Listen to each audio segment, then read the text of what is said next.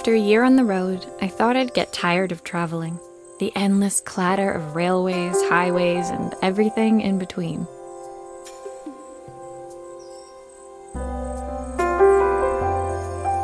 But as my train pulled into the station at Bellariva, I felt every bit as excited as the first day of my journey. A whole year. It felt like a lifetime. The places I'd seen, the people I'd met, of course, the forgotten treasures I'd given a new lease of life along the way. I'm a restorer by trade. Bringing our most beloved possessions back to life is what I love to do. I'd been traveling for months, working my way from one town to the next, fixing everything from family heirlooms to VCRs. Bellariva was my chance to take a break. Unfortunately, that would have to wait until after I'd unpacked.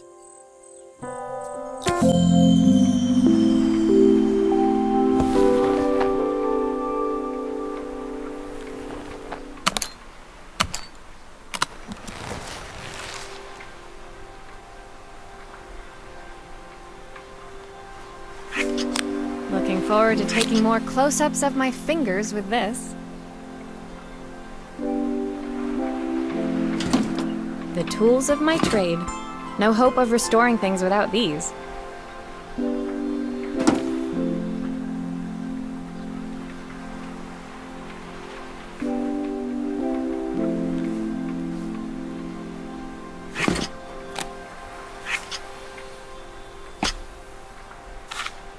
My parents took this after I made my first repair.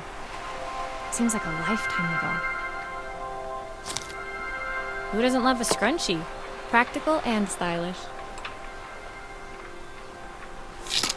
I picked up these sunglasses on my last stop. Hopefully I'm cool enough to pull them off.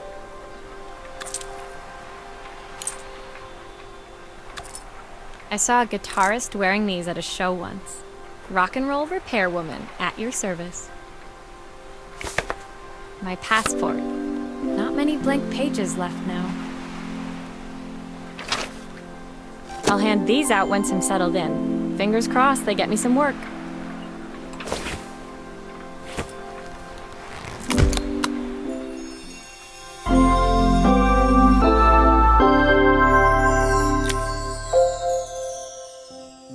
Finally, I'd made it to Bellariva. I'd come for the food festival, taking place in a few days' time. After living off TV dinners and instant ramen for the last few months, I was craving a decent meal. Of course, I'd need to earn enough money to pay for it, so I figured I'd head out the next day and find some work. My parents never wanted me to go. They wanted me to stay in their shop and have a simple, stationary life. I knew there was a world out there, beyond the four walls of our antique store, that I had to be a part of. I daydreamed constantly about the weird and wonderful places each of our antiques came from. I loved figuring out their stories, revealing the memories hidden beneath the screws and wires. My story in Bellariva began with a little girl and a voice she was longing to hear.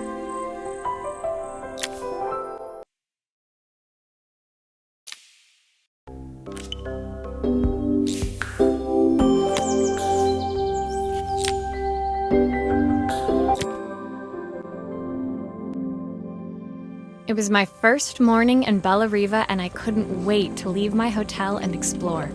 It was a quiet town, its streets and alleyways basking peacefully in the hot morning sun. In the main square, meanwhile, preparations were underway for the festival in a few days' time. As I handed out my flyers, I wondered what the people of Bellariva would need me to fix. So far, everything here seemed perfect. I was starting to worry I'd made a mistake when I felt someone tapping me on the back. Hi, I'm Izzy. Do you know how to fix things? It was a little girl, maybe 7 years old, who must have gotten hold of one of my flyers. She rummaged around in her backpack until she hauled out a battered red cassette deck. My tape is broken and I can't make it work anymore. I tried to fix it myself, but there's this metal thing in the way. Can you try?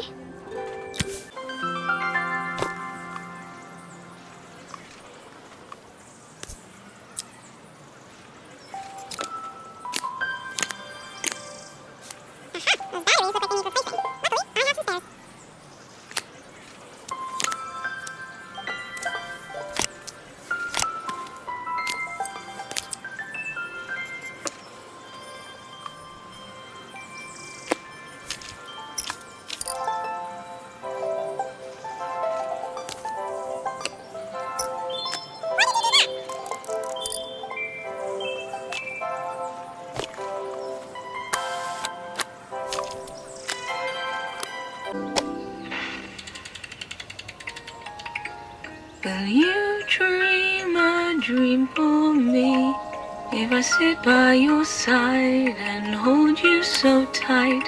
When it finished, Izzy picked up the tape deck and tucked it carefully into her backpack. Thanks, Maria. You're the best person at fixing things ever. No problem. Who was that singing? They're very good. It's my mum. She's not here anymore. Izzy trailed off. It was the kind of silence a cassette tape would never be enough to fill. When Izzy's friends called for her, she dug deep into her pockets, looking for something to pay me with. Eventually, she produced a grand total of a stick of gum, 3 mismatched buttons, and a yo-yo. I usually preferred a check, but Izzy looked so serious, I wrote out a full receipt. She seemed like a happy kid, but beneath it all, part of her life had been shattered. Part I wouldn't be able to fix.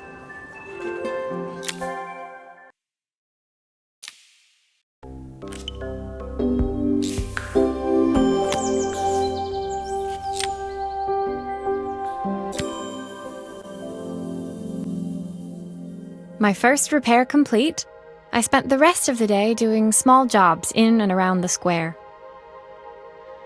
I was exhausted when I got back to my hotel and found a message asking me to make one more visit. The address led me to a quaint little house, a stone's throw from the beach. Bathed in the evening light, it looked beautiful, in spite of its flaking paintwork and chipped tiles. The front door was opened by a harried-looking man, still dressed from a long day at the office. Are you Maria? My name's Joseph. I'm Isabel's father. I'm so sorry she bothered you this morning. Please, come in. I'd like to settle up properly. On the mantelpiece, I saw the remains of a broken statue. Without thinking, I picked up a fragment. Ah, my father's statue. What's left of it, at least. Yet another way I'd have disappointed him. It survived 100 years in this family. But 5 minutes with Isabel and... Do you think you can salvage it?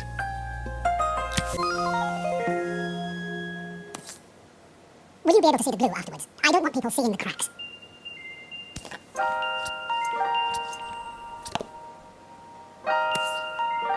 Sometimes I think my daughter should come with a warning label.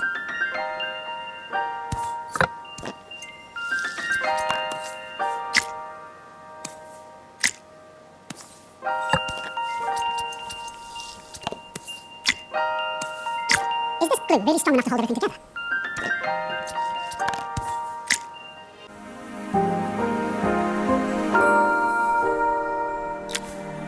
Thank you, Maria.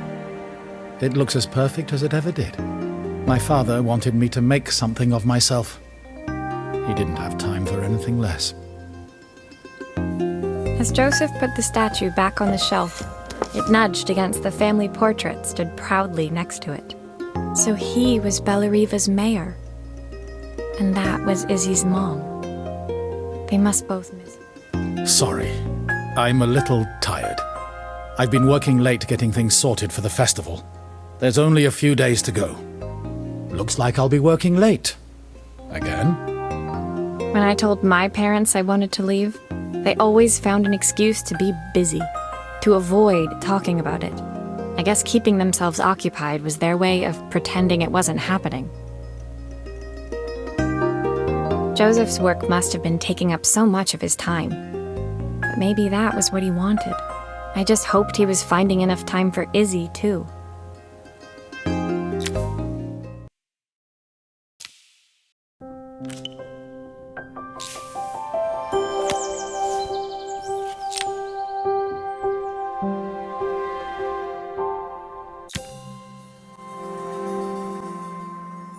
My second day in Bellariva dawned bright and clear, another beautiful sunny morning.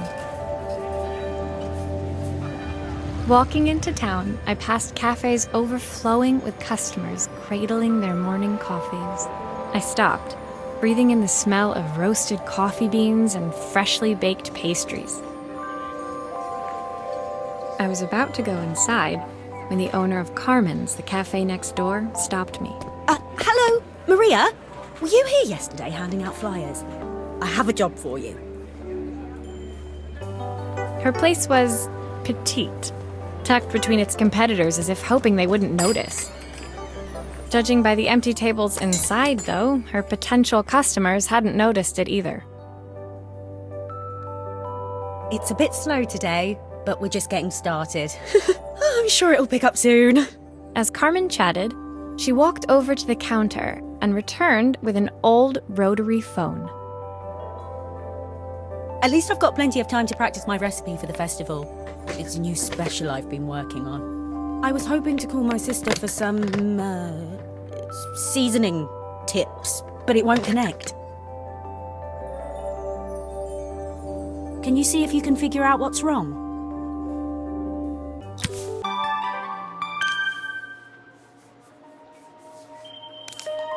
Obviously, we'd normally be much busier than this.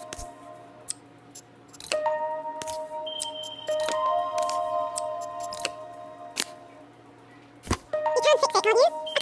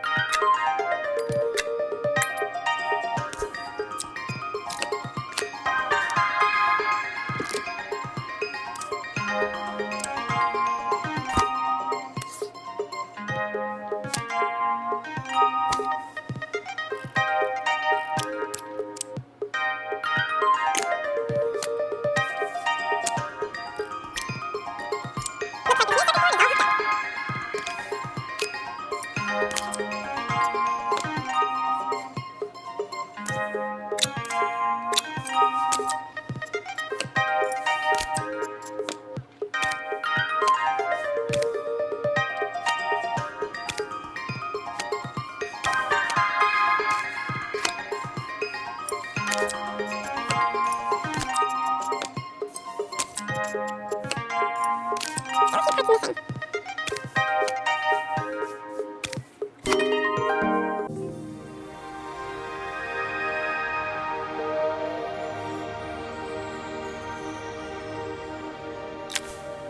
When I handed the phone back to Carmen, she seemed almost reluctant to take it from me. So it's all working now, is it? I don't have to leave it to dry or let it cool down? Nope, it's ready to go. It'll be ringing off the hook in no time. That's if I can pay my phone bill anyway. And the rent and the suppliers. Anyway, take a seat and I'll be right with you. Your coffee's on the house. I sat at one of the empty tables, while at the counter, Carmen had started dialing the phone. Hello? As she talked, Carmen became more and more tense. This didn't seem like a call for some cooking advice.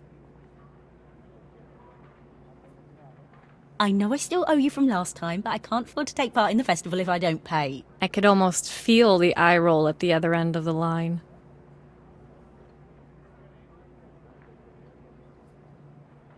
You don't need to be here, though. Can't you just put the check in the post? When the call ended, Carmen brought me my coffee, her hands trembling. Sorry about that. My sister's decided to fly in for a visit. Oh God, I have to get ready. Actually, I might have another job for you. Can you come by tomorrow?